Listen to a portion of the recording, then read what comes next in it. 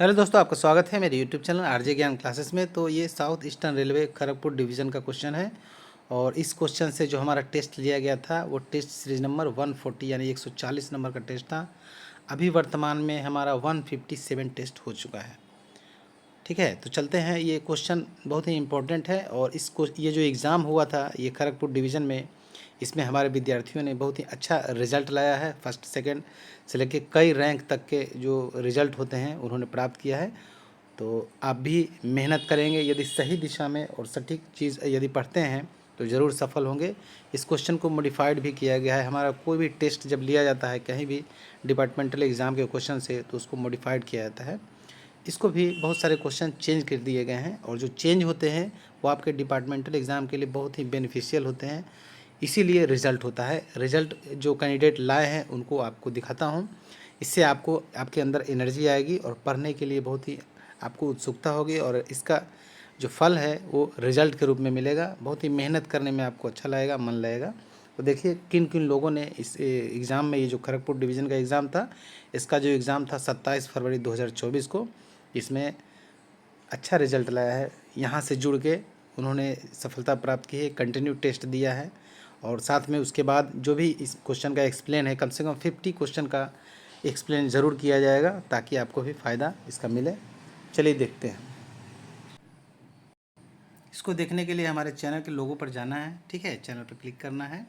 यदि आपने भी, इसमें कम्युनिटी लिखा हुआ है, होम वीडियो प्लेलिस्ट और इधर कम्युनिटी, इसमें आप देखेंगे जो भी रिज़ल्ट होते हैं, शुभकामनाएं होते हैं, टेस्ट के जो इन्फॉर्मेशन होते हैं, कब टेस्ट होगा, टेस्ट में क्या क्या पूछे जाएंगे, वो सब दिया जाता है। और जो रिज़ल्ट होते हैं, देखिए यही आपको हम दिखाना चाहते हैं। ये जो है सतीश हल्दर, इन्होंने फर्स्ट रैंक लाया है और बहुत लोगों ने, 65 लोगों ने कमेंट में बधाई भी इनको दिया है। आप लोगों में से यदि किसी ने बधाई नहीं दिया हो तो ज़रूर दीजिएगा। ठीक है, आप भी जब रिज़ल्ट लाएंगे तो आपको भी बधाई मिलेगा। यह है सतीश हल्दर, जिन्होंने व्हाट्सअप में जो मैसेज भेजा था वो देखिए फर्स्ट रैंक इनको आया है जो खड़गपुर में एग्ज़ाम हुआ है उसमें। ठीक है, उसके बाद एक है राजू कुमार, जिन्होंने खड़गपुर डिवीज़न में सेकंड रैंक लाया है। इनको रिज़ल्ट हो गया लेकिन इनका कोई मैसेज नहीं आया। इनको हम ही ने पूछा कि आपका रिज़ल्ट है कि नहीं, तो फिर उन्होंने बताया कि सेकंड रैंक है। तो यदि आपका रिज़ल्ट होता है यहाँ से आरजे ज्ञान क्लासेस से, तो तुरंत इसकी सूचना यहाँ से दीजिएगा। अगला जो रिज़ल्ट है ये अवतार अली हैं, इनका भी खड़गपुर डिवीज़न में रिज़ल्ट है, 8वां रैंक है इनका। इनको भी आप ज़रूर बधाई दें। उसके बाद सुजीत कुमार हैं, इनका भी रिज़ल्ट है ये खड़गपुर डिवीज़न में। उसके बाद सागर मंडल हैं, इनका भी रिज़ल्ट है। सबका व्हाट्सअप का स्क्रीनशॉट आपको दिखाया जा रहा है जो कि कम्युनिटी में डाला हुआ है, आप बाद में भी देख सकते हैं। 5 पिक्चर से ज़्यादा नहीं डाल सकते हैं, ये पाबंदी है ये कम्युनिटी टैब में, इसलिए 5 लोगों का ही पिक्चर दिखाया गया है। बाकी लोगों को नाम लिख के बधाई दिया गया है। आप सबको बहुत बहुत बधाई।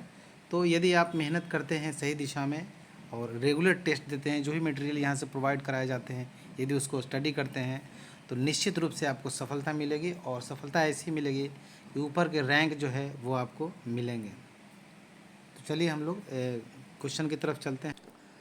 चलिए पहला क्वेश्चन देखते हैं। पहला क्वेश्चन है कि बेंडिंग टेस्ट, जो सैंक कपलर जो होता है, जो हमारे रेलवे में जो एक दूसरे कोच को, वैगन को जोड़ता है, उसके सैंक को जो टेस्ट करने का ग्रेजुएट स्टेप टेस्ट का मतलब होता है कि धीरे धीरे उसमें लोड दिया जाता है और अंत में लास्ट में पूरा लोड दे दिया जाता है और उसको टेस्ट किया जाता है।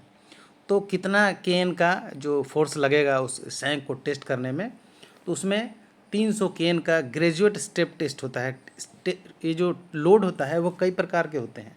एक टेंसाइल टेस्ट होता है। ठीक है, टेंसाइल का मतलब होता है खींचना, खींच के उसको टेस्ट किया जाता है। टेंसाइल टेस्ट कपलर का जो ड्राफ्ट गियर है या उसका हाउसिंग है, ठीक है, उसका ड्राफ्ट गियर का पैड है, ये सब को टेस्ट किया जाता है टेंसाइल टेस्ट से। और उस टेस्ट में 1000 केन का, ठीक है, 1000 केन का फोर्स लगा के उसको टेंसाइल टेस्ट का मतलब खींच कर उसको टेस्ट किया जाता है। ये तो सैंक का था। अब जो है कपलर ड्राफ्ट गियर का अगर आपसे पूछता है, ठीक है, ये जो क्वेश्चन था सैंक का था, तो 300 केन का ग्रेजुएट स्टेप टेस्ट से इसको टेस्ट किया गया। यदि कपलर ड्राफ्ट गियर हाउसिंग या ड्राफ्ट गियर पैड के बारे में पूछता है तो उसमें 1000 केन का टेंसाइल लोड से टेस्ट किया जाता है। और 1500 केन का यदि टेंसाइल लोड देंगे तो उसमें किसी प्रकार का फ्रैक्चर नहीं आना चाहिए।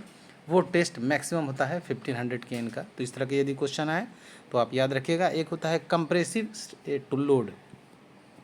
कंप्रेसिव लोड में क्या होता है कि उसको दबाया जाता है, ठीक है, उस पर ज़्यादा लोड देकर दबाया जाता है और उसी लोड टेस्ट को कहा जाता है कंप्रेसिव टेस्ट, ठीक है। उसको पुशिंग लोड टेस्ट भी कहा जाता है।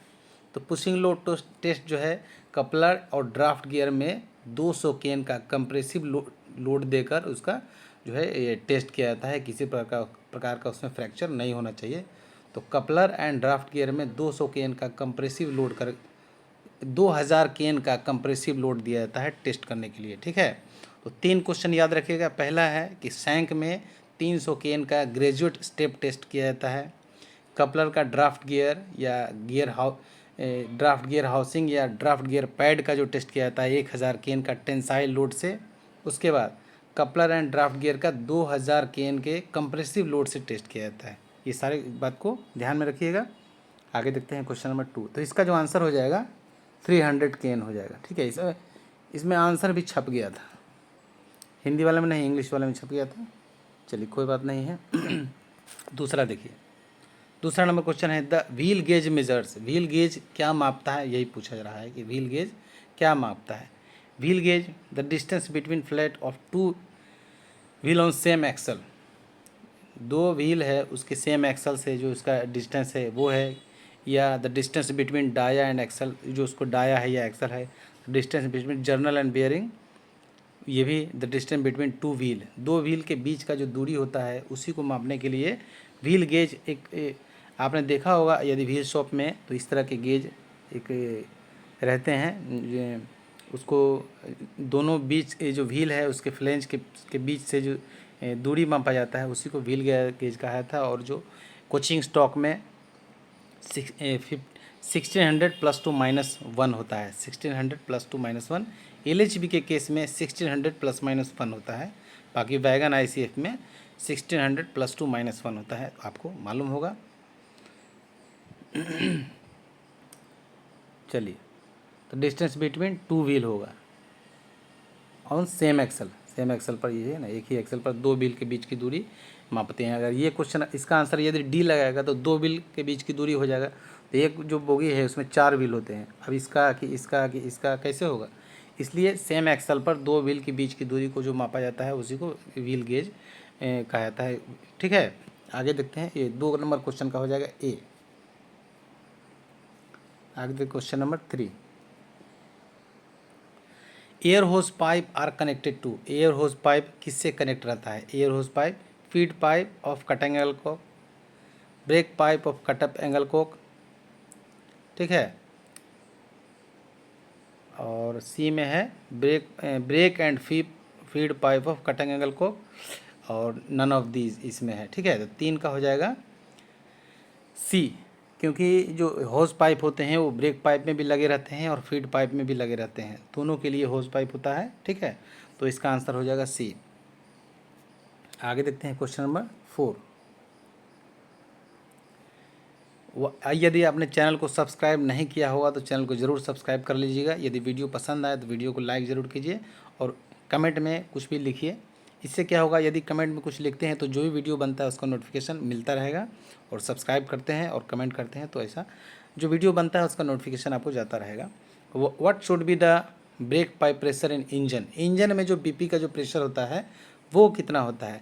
तो इंजन हो या कोच हो, BP का प्रेशर 5 kg/cm² और फीड पाइप का प्रेशर 6 kg/cm², दोनों में सेम ही होगा। तो 4 नंबर क्वेश्चन का आंसर हो जाएगा सी। आगे देखते हैं question number 5। Break pipe through out the length of train is charged with compressive air at.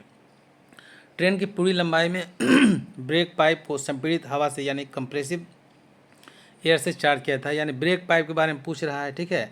तो ब्रेक पाइप को कहीं भी अगर आपसे पूछा जाता है तो उसका आंसर 5 kg/cm² ही होगा और सेम ही होगा। आगे देखते हैं question number 6।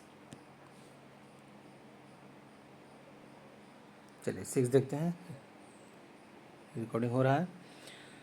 In air brake system branch pipe of DV to BC via common pipe bracket. जो कॉमन डीवी से बीसी कॉमन पाइप ब्रैकेट का जो इस टाइप का क्वेश्चन है, इससे दो क्वेश्चन बनते हैं। पहला क्वेश्चन है कि brake system branch pipe of DV to BC via common pipe bracket is.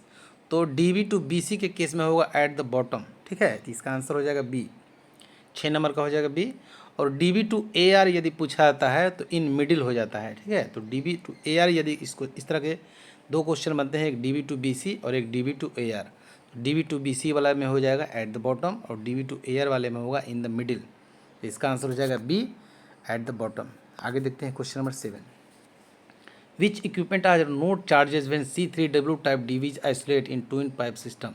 यदि C3W टाइप का जो डीवी है उसको आइसोलेट कर देंगे, ट्विन पाइप सिस्टम है, यानी दोहरी पाइप प्रणाली का जो सिस्टम है, ट्विन पाइप सिस्टम जिसमें बीपी और एफपी का दो पाइप होता है, उसी को ट्विन पाइप सिस्टम कहा जाता है। तो कौन सा जो है चार्ज नहीं होगा, कौन सा इक्विपमेंट चार्ज नहीं होगा, यही आपसे पूछ रहा है। तो इसका जो होगा कंट्रोल रिजर्वायर और ब्रेक सिलेंडर चार्ज नहीं होगा। 7 नंबर क्वेश्चन का आंसर हो जाएगा बी। आगे देखते हैं क्वेश्चन नंबर 8।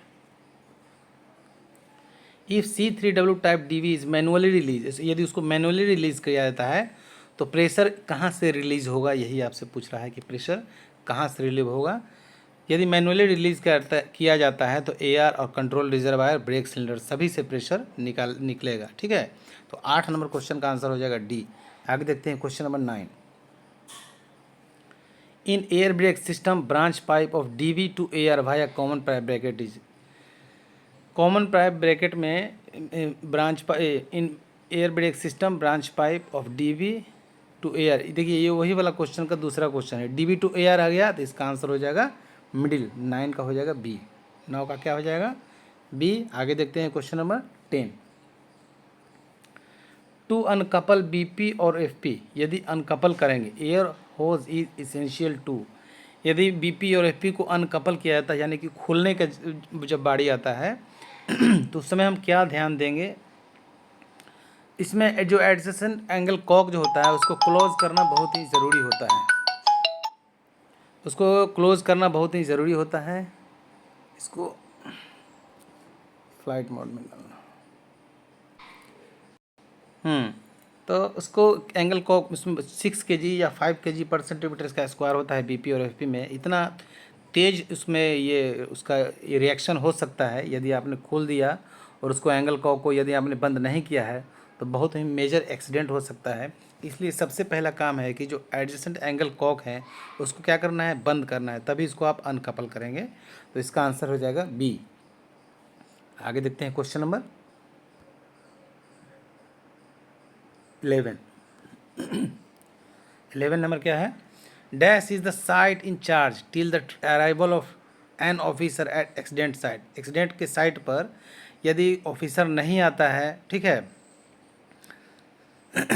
तो उस समय तक इस जो साइट का जो प्रभारी होगा वो कौन होगा, तो वो ट्रेन मैनेजर होता है। तो इसका आंसर हो जाएगा डी। आगे देखते हैं question number 12। Earth moving equipment at accident site are arranged by dash depot, dash department. इस डिपार्टमेंट के द्वारा अर्थ मूविंग इक्विपमेंट जो होता है, बहुत सारे इक्विपमेंट होते हैं। यदि ट्रेन किसी प्रकार का एक्सीडेंट होता है तो बहुत सारे इक्विपमेंट्स होते हैं, ये होते हैं हाइड्रोलिक री रेलिंग इक्विपमेंट होते हैं, एचआरडी होता है, हाइड्रोलिक री रेलिंग डिवाइस होता है, कोल्ड कटर होता है, बहुत सारे इक्विपमेंट्स होते हैं। तो इसमें अर्थ मूविंग जो इक्विपमेंट है उसकी व्यवस्था किस विभाग के द्वारा की जाएगी, वो जो है की जाएगी इंजीनियरिंग डिपार्टमेंट के द्वारा की जाएगी। जब एक्सीडेंट होता है तो हर डिपार्टमेंट को एक न एक जिम्मेवारी दी जाती है, क्योंकि सबके मिलने से काम आसान हो जाता है, ठीक है। तो ये अर्थ मूविंग इक्विपमेंट की व्यवस्था कौन करेगा, इंजीनियरिंग डिपार्टमेंट करेगा। आगे देखते हैं क्वेश्चन नंबर 13। 13 में क्या है, what is the result of following expression. ये इसको मैथ्स है, सॉल्यूशन करना है, इसको कहीं लिखने की ज़रूरत नहीं, ऐसे ही हो जाएगा। देखिए 8 को छोड़ते हैं, पहले ब्रैकेट का काम किया जाता है, तो 4 + 2 जोड़ेंगे तो 6 हो जाएगा, और 6 में 8 से गुना करेंगे तो 48 इधर हो जाएगा, उधर माइनस है।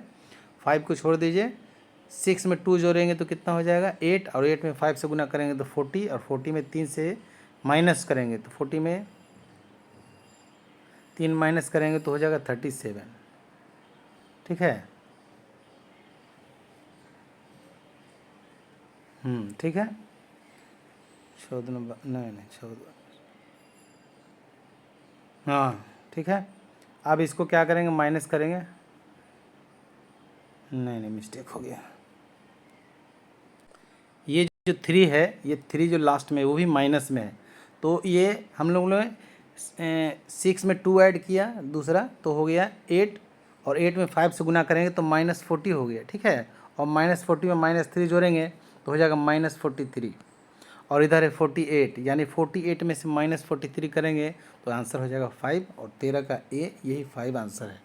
कभी भी मैथ के सॉल्यूशन में चिन्ह जो है वो बहुत ही इंपॉर्टेंट होता है, एक चिन्ह से पूरा मैथ का रिजल्ट गड़बड़ हो जाता है। आगे देखते हैं।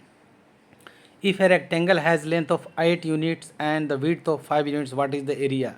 कोई आयत है, 8 इकाई इसकी चौड़ाई है और लंबाई 8 इकाई है, चौड़ाई 5 इकाई है, तो इसका क्षेत्रफल निकालना है।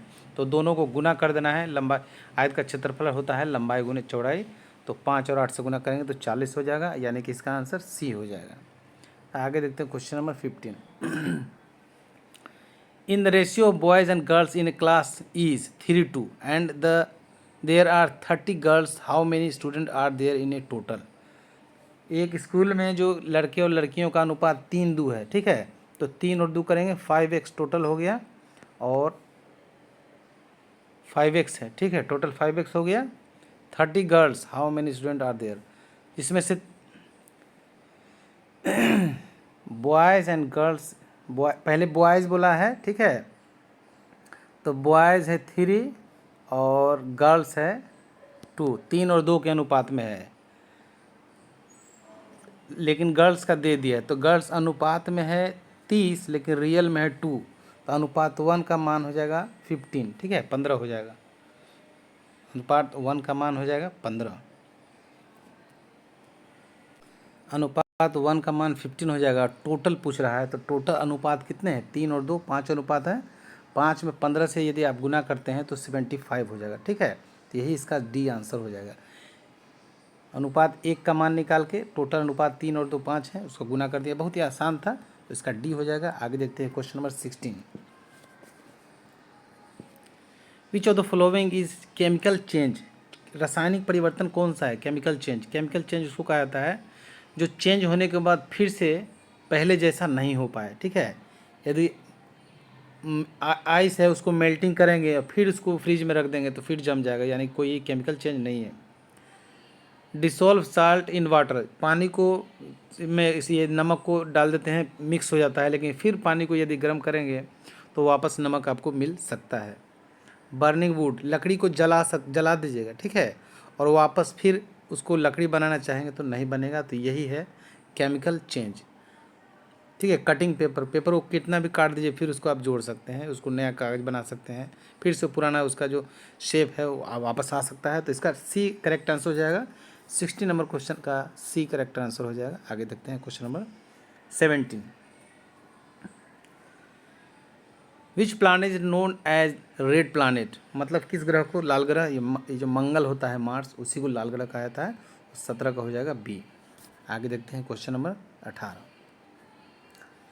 Which of the following is renewable source of energy, एक रिन्यूएबल सोर्स होता है ऐसा जो नेचुरल होता है, उसी को रिन्यूएबल सोर्स कहा जाता है। जैसे नेचुरल सोर्स में सोलर हो गया या हवा, विंड हो गया, इस तरह से जो सोर्स हैं वो नेचुरल है। और इस तरह के यदि क्वेश्चन आता है और आपके दिमाग में कुछ नहीं आता है तो सीधे यही करना है कि देखिए कि इन चारों में से एक जो होगा वो डिफरेंट होगा, बाकी सब सेम होगा।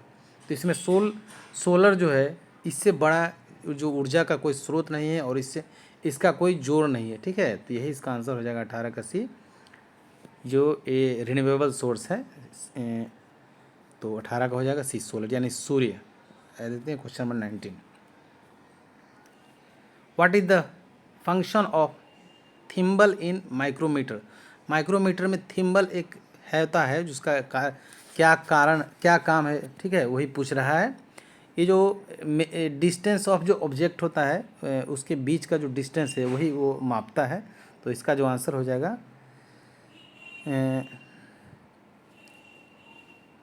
इसका आंसर हो जाएगा to provide a fine measurement, यही हो जाएगा सी, इसका करेक्ट आंसर हो जाएगा। आगे देखते हैं क्वेश्चन नंबर 20 20 देखिए, प्रोपर्टी आर्टिकल सर्टिफिकेट यानी कि PAC is to be issued for item required to purchase from, ये सिंगल फॉर्म ओनली, इसका जो आंसर हो जाएगा सिंगल फॉर्म ओनली। इसमें जो होता है उसी को PAC सर्टिफिकेट दिया जाता है। तो इसका आंसर हो जाएगा 20 का A। आगे देखते हैं question number 21। In VED analysis V stand for, वे जो वेद एनालिसिस होता है V, कई प्रकार के एनालिसिस होते हैं, ABC एनालिसिस होता है, वेद एनालिसिस होता है, और 2-3 प्रकार के एनालिसिस हैं जो कि आपको जानना है। और स्टोर से संबंधित एक बहुत ही मेजर, बहुत बड़ा अच्छा PDF बनाया जा रहा है जो कि कम से कम अभी 10 से 12 दिन लगेंगे उसको बनाने में, और उसमें से कोई क्वेश्चन बाहर नहीं आएगा। जितने भी टर्म्स हैं उन सब के परिभाषा दोनों लैंग्वेज में उसमें मिलेगा, और पूरी तरह से कोशिश करके बनाया जा रहा है कि कोई भी क्वेश्चन वहाँ से नहीं इधर से उधर से आए, सिर्फ उसी में से आए, जैसे कि और PDF बनाए गए हैं। तो जल्द ही आपको प्राप्त होगा, जब होगा तो उसका वीडियो बना के आपको इन्फॉर्मेशन दिया जाएगा, कुछ क्वेश्चनों को वीडियो में दिखाया जाएगा। 21 देखते हैं। वेद एनालिसिस में V जो होता है वाइटल होता है, वाइटल E से होता है इसेंशियल, और D से होता है डिज़ायरेबल। वाइटल, इसेंशियल, डिज़ायरेबल, ठीक है। तो वेद में तीनों का अर्थ आप जान गए। तो किसका पूछ रहा था, V का, तो वाइटल होता है, यानी कि ये हो जाएगा A। आगे देखते हैं क्वेश्चन नंबर 22। 22 क्या है, in TIG welding what does the acronym TIG stand for. TIG welding, TIG weld में जो इसका क्या मीनिंग है वही पूछ रहा है कि टिग वेल्डिंग में टिग का क्या मीनिंग है, यही आपसे पूछा जा रहा है, ठीक है। तो टंगस्टन इनर्ट गैस वेल्डिंग भी इसको कहा जाता है, टंगस्टन इनर्ट गैस वेल्डिंग, या इसको GTAW भी कहा जाता है, गैस टंगस्टन आर्क वेल्डिंग। ये भी आप याद रखिएगा, गैस टंगस्टन आर्क वेल्डिंग भी टिग वेल्डिंग को कहा जाता है। तो 22 का हो जाएगा A। आगे देखते हैं question number 23। What is the purpose of flux in arc welding. Arc welding में फ्लक्स का क्या काम है, आर्क वेल्डिंग में फ्लक्स का काम है to protect the weld from oxidation. जो वेल्डिंग करेंगे, ये समझ लीजिए कि हमारा वर्कशीट है और ये इलेक्ट्रोड है। इस दौरान बाहरी किसी प्रकार का जो हवा होता है, विंड होता है, ये इस पर असर नहीं करे, यही इसका काम है फ्लक्स का, कि ऑक्सीडेशन से उसको बचाता है। और उस जब बाहर किसी प्रकार के वातावरण का असर उस पर नहीं पड़ता है तो वेल्डिंग बहुत ही अच्छी होती है। तो यही इसका काम है। तो इसका जो आंसर हो जाएगा 23 का, वो हो जाएगा D। वेल्डिंग से रिलेटेड भी बहुत ही खूबसूरत PDF आप लोगों को दिया गया है, और आप लोग उसको आनंद ले रहे हैं, पढ़ भी रहे हैं। CPR स्टैंड फॉर, CPR एक ऐसा ट्रीटमेंट है जो किसी दुर्घटनावश किसी के जो सांस बंद हो जाए या उस तरह की कोई घटना हो जाए, तो CPR उसको जो है सीने को दबा के सांस उसको मुंह से, अपने माउथ से उसके माउथ में मुंह दिया करके ये हवा दिया जाता है, उसी ट्रीटमेंट को CPR कहा जाता है। और इसका जो फुल फॉर्म होता है वो होता है कार्डियोप्लोमोनरी रिसोसिएशन, ठीक है। इसका आंसर हो जाएगा B। आगे देखते हैं क्वेश्चन नंबर 25।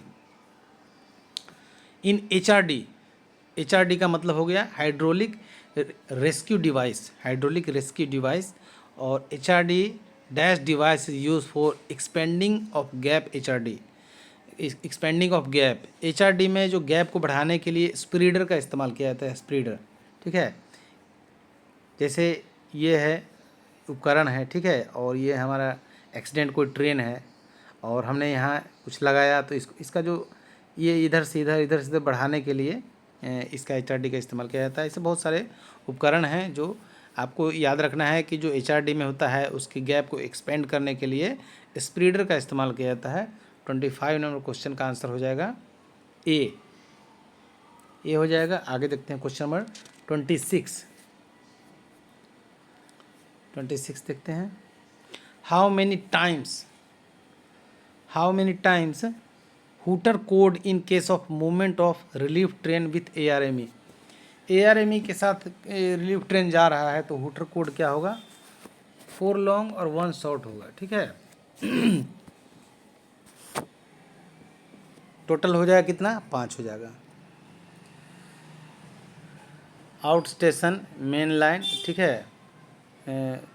ART ARME भी रिक्वायर्ड अगर होगा तो उसमें 4 लॉन्ग और 1 शॉर्ट होगा, टोटल 5 हुटर कोड बजेंगे। तो यही पूछ रहा था टोटल, तो टोटल कितने हो गए 5, 26 का हो जाएगा ए। आगे देखते हैं क्वेश्चन में। इसी को हुटर कोड के क्वेश्चन को थोड़ा सा घुमा फिर आगे पूछा जाता है। किसी किसी जोनल में स्पेशल अलग हुटर कोड्स होते हैं, ठीक है। तो यदि आप जिस डिवीज़न में हैं वहाँ का जो डिज़ास्टर मैनेजमेंट है, वहाँ के हुटर कोड्स हैं, वो आप ज़रूर याद करें, क्योंकि स्पेशल वहीं के हुटर कोड से आपको क्वेश्चन पूछ सकता है।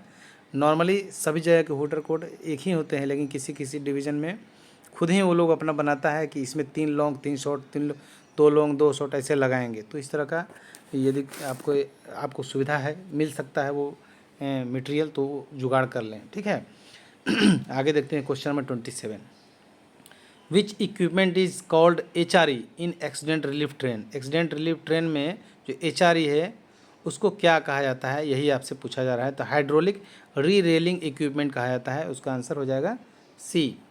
आगे देखते हैं question number 28। CNC machine are not manually operated, they are controlled by means of. CNC machine जो है मैनुअली नहीं होता है, पूरा कंप्यूटर बेस्ड होता है। CNC मशीन का फुल फॉर्म ही होता है कंप्यूटराइज न्यूमेरिकल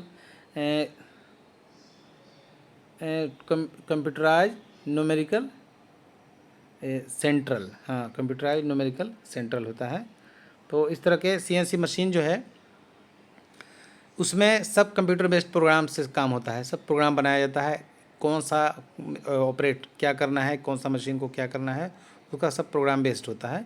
तो 28 नंबर का आंसर हो जाएगा ए। आगे देखते हैं उसके बाद 29 देखिए। Which one of following is not a advantage of CNC machine, जो है उसका क्या एडवांटेज नहीं है, यही पूछ रहा है। कौन सा इसका एडवांटेज नहीं है, लाभ नहीं है। तो 29 का हो जाएगा क्या लाभ नहीं है। Reduction inspection time, reduction tooling time, high initial cost, high rate of, क्या लाभ नहीं है। तो high initial cost, high rate of production. High rate यदि प्रोडक्शन होता है तो बहुत ही अच्छा बात है। टूलिंग टाइम अगर कम होता है तो भी बहुत अच्छा बात है।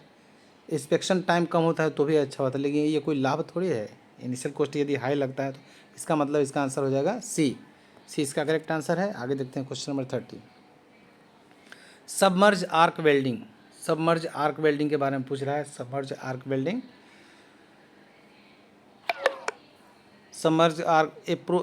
सबमर्ज आर्क वेल्डिंग है, उसमें क्या है कि इसका जो आंसर हो जाएगा इसमें है कि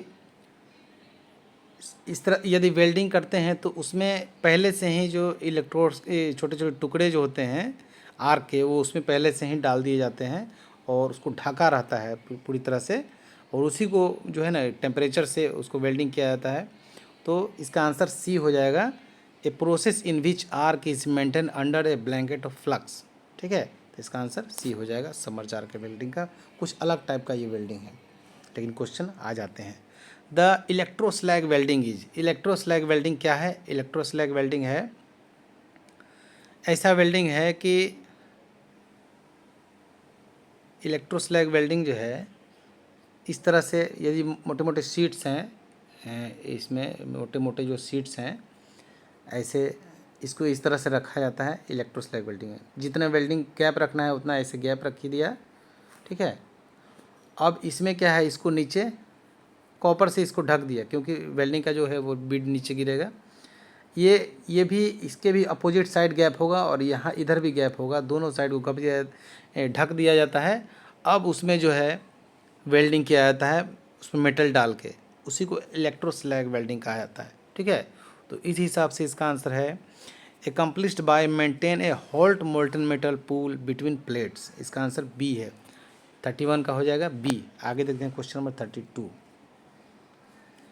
arc welding uses following electrode supply. Arc welding में जो है किस प्रकार का सप्लाई चाहिए, यही आपसे पूछ रहा है। तो इसमें AC और DC दोनों से हम लोग इसका आर्क वेल्डिंग करते हैं। तो 32 का हो जाएगा सी। आगे देखते हैं question number 33। The most commonly used flame in gas welding, gas welding में जो कॉमनली यूज होता है वो होता है न्यूट्रल फ्लेम। न्यूट्रल फ्लेम उसको कहा जाता है, जैसे कि आपने देखा होगा कि किसी भी प्रकार के जो माइल्ड स्टील है उसको काटने के लिए कटर जो आपके इस सेक्शन में होंगे। यदि आपने नहीं होगा तो आप कटर दूसरे सेक्शन में भी जाके देख सकते हैं। उसके पास 2 प्रकार के गैस का इस्तेमाल किया जाता है कटने के लिए। एक तो एसिटिलीन होता है और दूसरा होता है ऑक्सीजन, जिसको डीए भी कहा जाता है, एसिटिलीन को डीए भी कहा जाता है। तो उसको मिक्स करके और कटिंग का काम किया जाता है। तो न्यूट्रल फ्लेम क्या है कि उसमें जितना एसिटिलीन जाता है उतना ही ऑक्सीजन जाता है, दोनों आधे आधे का जो कम्बिनेशन होता है उसी को न्यूट्रल फ्लेम कहा जाता है। ठीक है, तो सबसे ज़्यादा वही इस्तेमाल होता है न्यूट्रल फ्लेम। 33 नंबर क्वेश्चन का आंसर हो जाएगा ए। आगे देखते हैं question number 34, thermit welding. Thermit welding क्या है? थर्मिट वेल्डिंग में एल्युमिनियम और आयरन का जो ओर होता है उसी को मिक्स करके थर्मिट वेल्डिंग का काम किया जाता है। ठीक है, तो 34 नंबर का हो जाएगा आंसर ए हो जाएगा। A process which use a mixture of iron oxide and granular aluminium. ठीक है, तो इसका आंसर ए हो जाएगा 34 का ए। आगे देखते हैं question number 35, distortion in welding occurs due to. Welding में डिस्टोर्शन आता है, विकृति आती है, उसका क्या कारण हो सकता है? तो उसका कारण होता है इम्प्रॉपर क्लैपिंग मेथड। ठीक है, और भी हाई करंट से भी, एक्सेसिव करंट से भी, रॉन्ग इलेक्ट्रोड से भी आता है, डिफेक्ट्स आते हैं। लेकिन विकृति यदि आपसे पूछा जाता है डिस्टोर्शन तो होता है इम्प्रॉपर क्लैंपिंग मेथड, यानी कि 35 को हो जाएगा बी। आगे देखते हैं question number 36, in MIG welding the metal is transferred in the form of when high current. जब हाई करंट होगा मिग वेल्डिंग में धातु को डैश के रूप में स्थानांतरित किया जाता है। और जब हाई करंट होगा तो मिग वेल्डिंग में क्या है, ये फाइन स्प्रे ऑफ मेटल होता है, ये फाइन स्प्रे ऑफ मेटल। लेकिन नॉर्मली यदि क्वेश्चन पूछा जाता है हाई करंट नहीं रखे कि in MIG welding the metal is transfer in the form of, तब होगा मोल्टेन ड्रॉप्स। लेकिन हाई करंट करके पूछा है तो इसका आंसर ए हो जाएगा। ठीक है, आगे देखते हैं क्वेश्चन नंबर 37, इन रिवर्स पोलैरिटी वेल्डिंग। इसमें पोलैरिटी में क्या है कि रिवर्स मतलब उल्टा। यदि उल्टा बोलता है तो आपको सीधा सोचना है।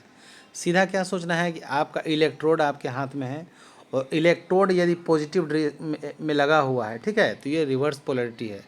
ठीक है, और स्ट्रेट पोलैरिटी होता है, एक रिवर्स पोलैरिटी और एक स्ट्रेट पोलैरिटी। तो स्ट्रेट पोलैरिटी में क्या है कि इलेक्ट्रोड जो है नेगेटिव में होता है, नहीं इलेक्ट्रोड नहीं, आपका जो होल्डर है वो नेगेटिव में होता है। तो ये कुछ रिवर्स पूछ रहा है तो इसमें क्या है, होल्डर पॉजिटिव में होगा, यानी कि 37 जो है उसका आंसर हो जाएगा electrode holder connected to the positive and work to be negative. इसका आंसर यदि स्ट्रेट पोलैरिटी होता तो ठीक इसका उल्टा होता। तो सब याद रखेंगे। याद रखने का एक टेक्निक है कि रिवर्स मतलब उल्टा, लेकिन काम करना है सीधा। क्या सीधा करना है, होल्डर को पॉजिटिव में लगाना है। आगे देखते हैं question number 38, which of the following is strongest for brazing joint. Brazing joint के लिए स्ट्रॉन्गेस्ट कौन सा है, यही आपसे पूछ रहा है। तो ये जो है इसका आंसर हो जाएगा लैप। लैप में क्या होता है कि यदि दो सीट्स को हमको जोड़ना है, इसको इससे जोड़ना है, ठीक है, तो इस पर थोड़ा सा इसके ऊपर रख देंगे इसको, और अब हम वेल्डिंग करेंगे तो ये बहुत अच्छा तरह से जॉइंट हो जाएगा। लेकिन एक होता है बट जॉइंट में क्या है, इसको टच करना है, इसके ऊपर बिल्कुल नहीं चढ़ना चाहिए, ठीक है, और तब वेल्डिंग होगा, तो वो उतना स्ट्रॉन्ग नहीं होता है। लेकिन लैप जॉइंट जो है ज़्यादा स्ट्रॉन्ग होता है। लेकिन देखने में खूबसूरत जो है बट जॉइंट ही लगता है। यदि उसको ग्राइंडिंग कर दिया जाए और पेंट वगैरह जल्दी से लगा दिया जाए तो लगेगा कि वेल्डिंग था ही नहीं। ठीक है, लेकिन ऐसा नहीं करना है, जैसा जो मेटेरियल है, जिसकी जो डिमांड्स है उसी के अनुसार काम करना है। ठीक है, तो इसका आंसर हो जाएगा 38 का हो जाएगा सी। आगे देखते हैं question number 39, forge welding is best suited for. Forge welding जो है अच्छा सूटेड फॉर, जो फोर्ज वेल्डिंग है किसके लिए ज़्यादा अच्छा है, ये उपयुक्त है, वही आपसे पूछ रहा है। तो ये जो है राउट आयरन जो होता है उसी के लिए ज़्यादा उपयुक्त है, राउट आयरन के लिए। आगे देखते हैं क्वेश्चन नंबर 40 देखते हैं। अब बस जल्द ही ख़त्म होने वाला है, 50 क्वेश्चन तक करेंगे। The temperature of plasma torch in the order of. जो प्लाज्मा टॉर्च होता है उसका जो टेम्परेचर होता है वो लगभग प्योरली 100% कहीं भी नहीं मिलेगा, इसका लगभग हम लोग अंदाज़ा लगाते हैं। और जो इसका लगभग होता है वो होता है 3300 डिग्री सी। 34 भी मिल सकता है, 32 भी मिल सकता है, ठीक है, तो वही उसका रेशियो होता है, 3300 डिग्री सी होता है। 40 का हो जाएगा डी। आगे देखते हैं 41, an arc arc length in arc welding should be equal to, arc length in arc welding should be equal to, arc length और आर्क वेल्डिंग जो होता है वो लगभग जो रोड डायमीटर होता है उसका बराबर होता है आर्क लेंथ। अब आर्क लेंथ में आप सोचेंगे कि इतना बड़ा इलेक्ट्रोड होता है और उसका डायमीटर तो बहुत कम होता है, 3.15 mm होता है, 4 mm होता है, तो ये दोनों बराबर कैसे हो सकता है? तो आप देखते होंगे कि जो इलेक्ट्रोड है वो इसमें थोड़ा सा जो है ऐसे ही रहा जाता है, थोड़ा सा ऐसे ही रहता है। अब बाकी सब में हम लोग नहीं, जो कंपनी है वो उसको लगाती है, फ्लक्स लगाती है। तो इसी के बारे में आपको पूछ रहा है आर्क लेंथ। इसका जो लेंथ होता है वो इसका रोड डायमीटर के लगभग पूरे 100% नहीं, लगभग बराबर ही होता है। यदि 4 mm का ये इलेक्ट्रोड है तो ये जो होगा वो 4 mm होगा, या 5 mm या 6 mm हो जाता है, तो लगभग उसका बराबर होता है। तो 41 का हो जाएगा बी। आगे देखते हैं क्वेश्चन नंबर 42। वीडियो यदि अच्छा लग रहा होगा तो वीडियो को लाइक ज़रूर कीजिएगा, चैनल को सब्सक्राइब करना बिल्कुल नहीं भूलिएगा। 42 नंबर देखते हैं हम लोग। As stability is better with, arc stability is better, arc जो स्टेबिलिटी है मतलब स्थिरता किस में बेटर होती है, किस में वेल्डिंग करेंगे तो बिल्कुल आसानी से स्मूथली वेल्डिंग हो जाएगा, आर्क स्टेबिलिटी एकदम बेटर रहेगा, तो वो होता है डीसी वेल्डिंग में। ठीक है, डीसी वेल्डिंग 42 का हो जाएगा बी, 42 का बी। आगे देखते हैं question 43। In arc welding if arc is too short it will be result in, arc welding में आर्क बहुत छोटा है तो इसका क्या रिजल्ट हो सकता है? ठीक है, इसका रिजल्ट हो सकता है इलोड, ए इसका करेक्ट आंसर होगा, electrode striking to the base metal and base metal not melting and bead resting on top of the work leading to poor fusion gas and slag holes. ठीक है, इसका मतलब हो गया कि इलेक्ट्रोड बेस मेटल में चिपक जाता है, बेस मेटल पिघलता नहीं है, बीड वर्क के ऊपर आराम करता है, मतलब बीड वर्क के ऊपर रहता है, जो जहाँ रहना चाहिए वहाँ नहीं रहता है, जिससे खराब फ्यूजन और स्लैग छेद भी हो सकता है। ठीक है, तो इसका आंसर हो जाएगा 43 का ए। अब देखते हैं हम लोग 44। इफ़ आर्क वेल्डिंग में if arc is too long, arc बहुत लंबा है, it will be result in, क्या उसका रिजल्ट हो सकता है? शॉर्ट था तो उसका रिजल्ट हमने देख लिया, अब लंबा है तो उसका रिजल्ट हम लोगों ने देखना है। 44 नंबर जो क्वेश्चन है उसका आंसर हो जाएगा बी। कैसे बी होगा, क्या है इसमें? इसमें है कि formation of large Global's in an irregular pattern because of wondering of arc leading of pure fusion with base metal, मतलब आर्क भटकने के कारण, मतलब इधर उधर जाने के कारण पैटर्न में ग्लोबल्स का निर्माण हो सकता है। ठीक है, जिससे बेस मेटल के साथ खराब फ्यूजन होते हैं, तो इसका आंसर हो जाएगा बी। ये बड़ा इसका ऑप्शन था, इसको हिंदी भी इसलिए कर दिया गया है। 42 का 44 का है बी। 45 देखिए, too high welding current in arc welding what would result in, arc welding में बहुत अधिक वेल्डिंग करंट है, इसका क्या रिजल्ट हो सकता है? क्यों, क्या इसका ये हो सकता है, हाई करंट के क्या परिणाम हो सकते हैं? ठीक है, तो इसका जो हो सकता है एक्सेसिव स्पैटर हो जाएगा, अंडर कटिंग अलॉन्ग ईड्ज हो जाएगा, इरेगुलर डिपॉजिट हो जाएगा, वेस्ट इलेक्ट्रोड हो जाएगा। ठीक है, तो इसका आंसर बी हो जाएगा। ठीक है, 45 का बी। चलिए 46 देखते हैं। Too fast welding speed in arc welding would result in, fast welding करते हैं आर्क वेल्डिंग में तो उसका क्या रिजल्ट हो सकता है?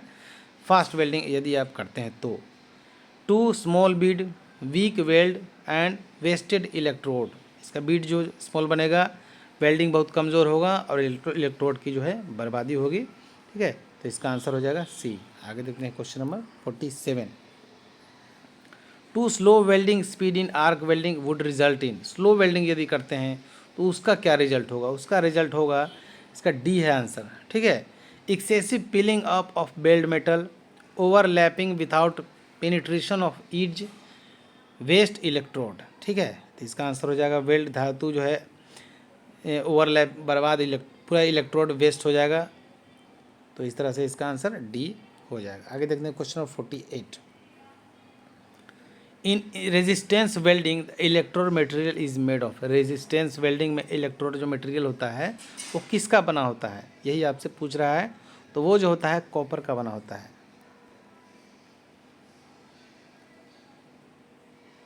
आगे देखते हैं 48 का सी हो जाएगा। 49 देखिए, which type of electrode is use in submerge arc welding. Submerge arc welding में किस प्रकार का इलेक्ट्रोड का इस्तेमाल किया जाता है, तो वो होता है बेयर रॉड्स। बेयर रॉड्स मतलब इसमें फ्लक्स नहीं लगा हुआ हो, बेयर हो बस। तो 49 का हो गया ए। 50 देखिए, seam welding is, seam welding में क्या है यही आपसे पूछ रहा है।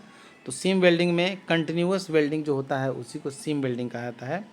अब 51 से लेके 110 तक के जो क्वेश्चन हैं अगले पार्ट में बताए जाएंगे। बहुत सारे नए लोग भी हैं, यदि आप हमसे जुड़ना चाहते हैं तो हमारा जो व्हाट्सअप नंबर है 8121390916, ये हमारा व्हाट्सअप नंबर है 8121390916। इस पर आपको मैसेज करना है।